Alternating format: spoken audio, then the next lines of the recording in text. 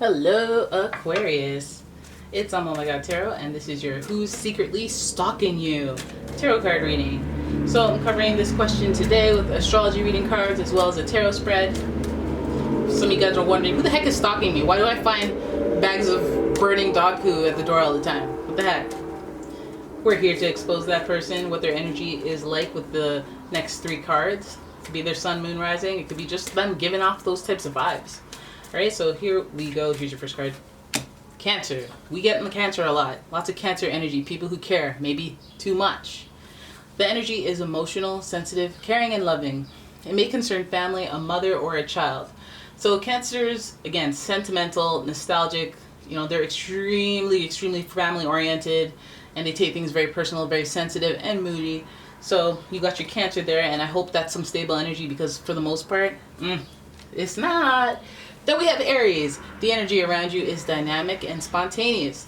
Crusading impulsive action is likely. And of course we know that Aries is the first sign of the zodiac.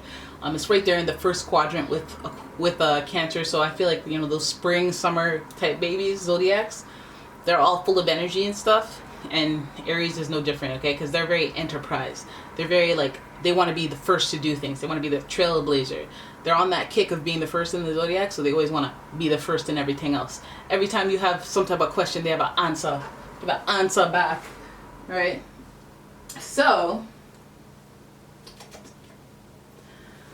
let's keep going. Your next card, Aquarius. Aquarius, the energy is freedom-loving, rebellious, idealistic, and technological. So already we have the three zodiac signs that are like, okay, well, you're individual, aren't you? You're a little different from everyone else, ain't you? And Aquarius is definitely in that sentiment because they're progressive. That rebelliousness is usually because they see the normal as like, why is everybody doing the same thing? I don't get it. You know, they come into life like that. They're free-spirited. And they care about they care about friendships, groups, networking, people from different walks of life. So this could be anybody, guys. This could be anybody stalking you, but all we know is that they could be opting to become one of the greatest stalkers, the most precedent setting stalkers. Now, Cancer energy, let's hope this is family, because then, you know, they won't do you no harm or nothing like that. But let's just have a look. I'm using the Golden Universal Tarot, and with all the decks that I use, links in the description. So as I shuffle away, I would like to know, are any of these signs in question for you with the stalking? Because some of you are like, oh my god, an Aquarius. Aquariuses sometimes feel like they're too busy. They're too busy to stalk, but you know, that's what would throw you off. That's when you least expect it. So it could be them. Aries, again, I don't know if do they make the good stalkers? You know, because they like to start things, they don't like to finish things. And then Cancer, I see them stalking. I could see a Cancer stalking all over the place. There, I bought time for the shuffling. Oh my goodness. Your first card is the Devil in reverse, which means somebody has let their vices and their temptations and their obsessions get away from them. Right now, this is at a level where it's like, are you having fun and indulging in your vices, or are your vices indulging in you? You know, have you taken the hey, let's celebrate, let's have some drinks, or now it's like, let's have some drinks, and there's no celebration. It's just like, drinking is the way of life. You know, no celebration needed.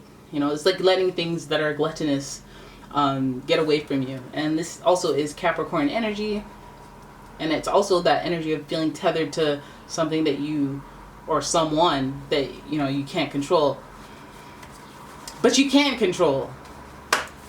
Your next card. Ooh, Eight of Cups. Oh, Eight of Cups. Okay, well, that's bummed outedness. That's being depressed, bummed, and maybe a little more bummed than normal, a little more depressed or upset, maybe about this vice, maybe this lack of control. Some of you guys have, you know, some of these people have, I don't want to say relapse, but like, it's like you lost control of something that you had control over, and it bums them out, bums your stalker out. Maybe they're tethered to you through this vice, or through this like You know, maybe you were their Krispy Kreme buddy. You know, maybe you were their Krispy Kreme buddy and you said, you know what, I'm going to quit Krispy Kremes. And they're like, but that means that we can't go for our daily walk. And then they took it all personal because Cancer energy, right? But it could also mean that like they admit or know that they have some type of affliction, some addiction, or some codependency with you, and they feel really bummed about taking initiative or coming to completion on that subject. What is coming to completion?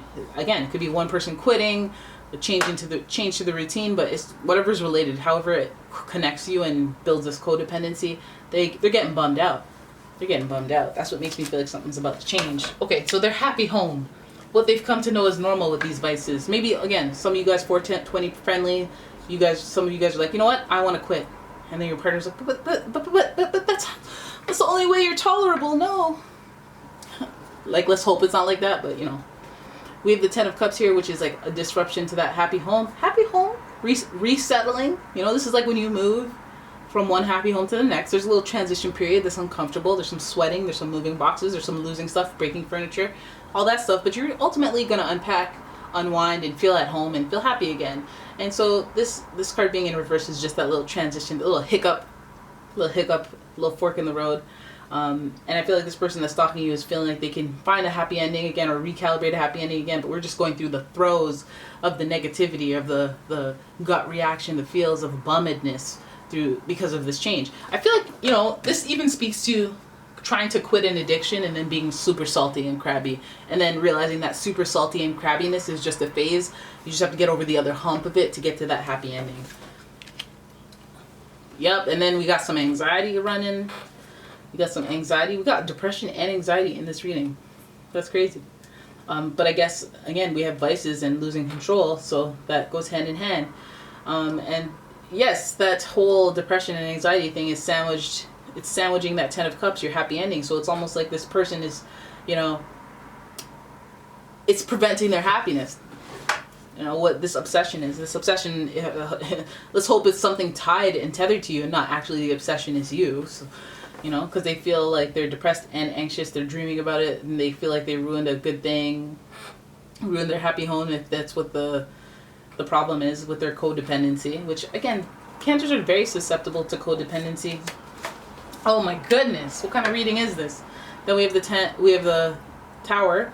Tower is, again, that disruption of that happy home, that surprise element of it, sudden change, sudden events transpiring that disrupt the routine of life, and not in a very like hey move type way, in a very like shocking and surprising and unsettling way.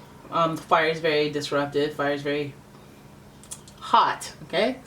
Eventful actions, things actually happen, things going down.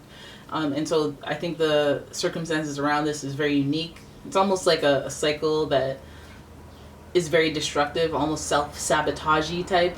I feel like this person has made home uncomfortable, and they either have nightmares or dreams about you, or the situation that's connected to you, which leads them to depression, anxiety, having those dreams. They feel like their happy home was disrupted. Maybe you messed up their happy home for them and they can't stop thinking about it. They feel tied and tethered to you, possibly by this interest in fighting. Excuse me. So Aries' planetary ruler is Mars, which is associated with Tower as well, and that card is in reverse. So when we're talking aggression, we could have went, sexual chemistry, sure, addicted to that sexual chemistry. Or we look at Aries as the planet of aggression, and we have to consider that there's action, desire, and when we're talking about stalking, there's action, desire, there's hot-headedness, there's short-sightedness, there's impulsiveness. So this person may be one of those like emotional stalkers where they're like, maybe if I just show up with a boombox and roses, that, you know, because I can't get this person off my mind, and maybe I can recreate our happy ending and make stuff work again. Maybe we can learn to love again. But I feel like there's just so much explosion and so much very obvious drops in what the expectations were, that I think that it would take a little bit of a counseling or talking through things or like dissecting things in order to get to the root of the problem. Because once you reach codependency, then you have to unravel a bunch of underlying issues before you can get to that whole Ten of Cups energy. But again, we have like this whole depression and wanting to be solo, wanting to go out on your own, and that really does double down or co-sign that whole codependency issue, especially hovering over Cancer. They usually have a codependency issue. A little bit of a cling there. And just feeling bummed about, I guess, if one person wants to go solo, that does disrupt the happy home. That might be the issue. Again, another person could be a little selfish in disrupting the path towards happiness, stable happiness at that. And then we have the Nine of Swords just smack dab in the middle between the happy ending card in reverse. Oh, a little delay on that happy ending, but it's there. But it has this anxiety in the middle, like maybe worrying about how things will turn out a lot is why this person is resorting to stalking. Like, I don't know what's gonna happen. I don't know what's gonna happen. I don't want to break up. I don't want to break up. Or we're codependent. If you were to ever leave, I'd be so, sad. Maybe they're upset because you took some time to yourself and they're all anxious and worried about it. So they're stalking you and trying to be like, okay, well, let me put a tracker on your thing so you don't leave me, so I know where you were. So, a little bit of a, hey, we need to work out the kinks in our relationship and the trust issues because you're being weird, Oh, I feel like my whole world's gonna fall apart. Had a dream and now I'm mad at you. Type like irrational or very emotional Cancer-based type vexings. I'm vexed with you because what you did in my dream last night. If it's a water sign, two water signs in a relationship, and they have a dream, and you make them angry in the dream, it's a real conversation when you wake up. It's a real, actual. Whereas if you were a water sign, and you were dating an earth sign, you'd be like, I'm not even gonna mention because this earth sign's gonna make a fool of me, But yeah. Anyways, that's your reading. I hope you guys enjoyed it. If you did, please give the video a thumbs up and subscribe to the channel. And if you'd like a personal reading, please check out the description for a link to my website as well as a link to my Etsy shop where I sell all sorts of candles, bath bombs, soaps, and other metaphysical products. So thank you guys so much for watching. I'll see you in the next one.